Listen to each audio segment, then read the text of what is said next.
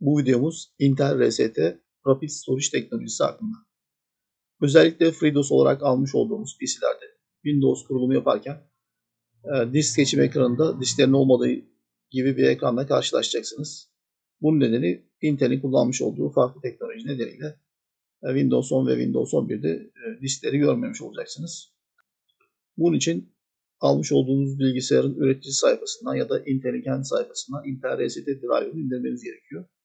Bu driver setup şeklinde geldiği için RAR gibi açmak için dosyayı kurulum yapıyorsunuz bilgisayarınızda. İster kaynak olarak USB sürücüsü seçip dosyaları USB'nin içerisine, ister bilgisayara yükleyip daha sonra USB'ye atarak kurulum yaptığınız bilgisayarda USB'yi takıp göz at seçeneğiyle dosyayı seçtiğinizde sistem dosyaları, INF dosyalarını görüp diski görecektir ve daha sonra da kurulumu yapabileceksiniz.